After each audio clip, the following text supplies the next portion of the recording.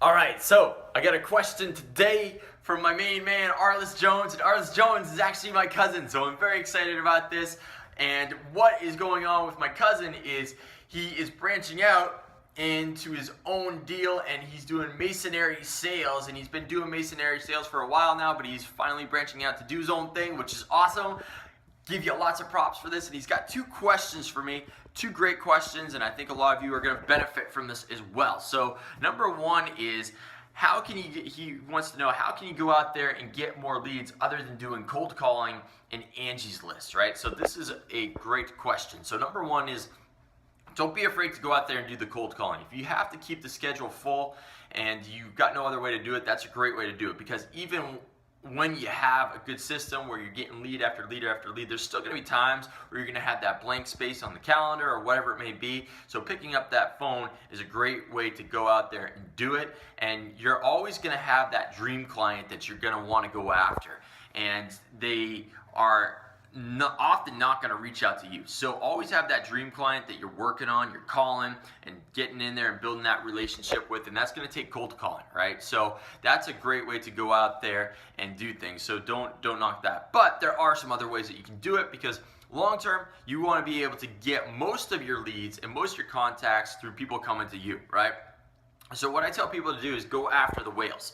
And what is a whale? A whale is the person that's going to give you sale after sale after sale after sale, right? So if you were selling cars, a great example of this would be if you developed a relationship with someone who has a fleet of trucks or a fleet of cars that they need for their business, right? So that guy's going to be able to give you sale after sale. So in your case, if you can build a relationship with a contractor who's going to need masonry work regularly, that's a good way to do that, right? Build that relationship with those guys so they can give you those sales, right? So find some contractors. The other thing that you could do is you can build a relationship with other people in your industry, such as plumbers, and electricians, people in the building industry that can give you referrals, and you can build up a referral network where you're able to do that. The other thing that you can do is, after you've made a sale or you've finished a job, always ask people, who else do they know that would be interested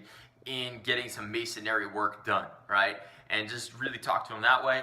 Write down all the referrals that they have, and specifically have them give you an introduction, right? So have them shoot them a text and say, hey, call this guy, I know you need a new chimney or a new wall or whatever it may be, and just have them text you, and specifically have them text them for you. Specifically what you want to do, this is a killer way to do it, is do a group text. So what would happen is you take a picture of this guy that you've done this great work with. See right here, cheese. And then what they're gonna do is they're gonna take that picture, they're gonna send it, they're gonna do a group text message where it's got all three of you on there. So it's gonna have you, the guy that you did work with that's referring you, that loves what you're doing, and then the referral, right? And then what he's gonna say on that group text to all three of you guys is, hey, you got to get work done with this guy. He did a great job, or something on those lines, right? Or you call this guy, he's going to fix your chimney, or he's going to fix your foundation, or whatever it may be, or he can build this for you, whatever, right? And then that text is going to go out. It's going to have a picture of you. It's going to have that recognition. It's going to stick out. And then what's going to happen as well is you're going to have this guy's number, right? And you can follow up with him like that. So that's a killer way to go out there and do it. Works like a charm, right? So those are the different ways that you can go out there and generate some leads. There's also some great information out there. A guy named Joe Polish has a great book called Piranha Marketing. Really, really solid, great book. Teaches you all about lead generation. Other great guys, Jay Abraham. So you can get both those books. They're also in Audible, and they have really good stuff that way on Audible, and really good stuff. They're Nightingale Conan programs too, and anything under that publishing company is rock solid, really, really good stuff. So that's the first thing in terms of lead generation. The second thing, I've got your question written down here, give me a second, Arliss, is name recognition. How do I deal with name recognition when I'm new to the market? So this is a great question. So one of the things is you want to have some testimonials for sure, have some pictures of your work just showing what you can do. And then also you want to have what just a unbelievable offer or guarantee. So they're stupid not to do business with you, right?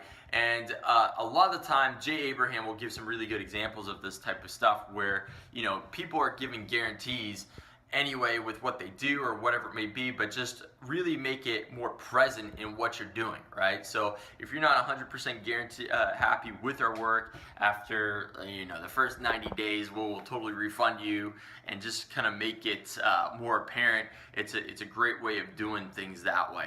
I'll see if I can round up a podcast for you there too, Arliss, that I have with that I've heard with Jay Abraham when he kind of talks about this type of stuff. So really good stuff there. But yeah, again, with the reputation, it's the testimonials, pictures of your work, and then just giving them an offer, some kind of guarantee, just doing some kind of value added benefit as well to your work. Maybe saying, we'll water seal this or whatever if you buy today. Just kind of something in there to get them going, or we'll knock a little bit off the price. But don't really go out there and knock off your price. Say, look, this is generally what the price is for this. Say it's like $50,000. If you want to make a decision right now, what I'll do is I'll knock 5% off this, and we can go and get it because it's worth my time to get the job done, or it's worth my time to knock that off, so I don't have to chase you around or whatever it may be.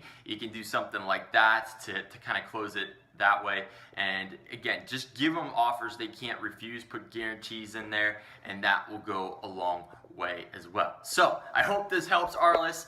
And if you have any other questions, you don't have to be just my cousin. You can ask me them anytime you want, and I will make you a podcast and a video answering it. And this is Kerry Sullivan, and I'll see you on the next one. Bye-bye.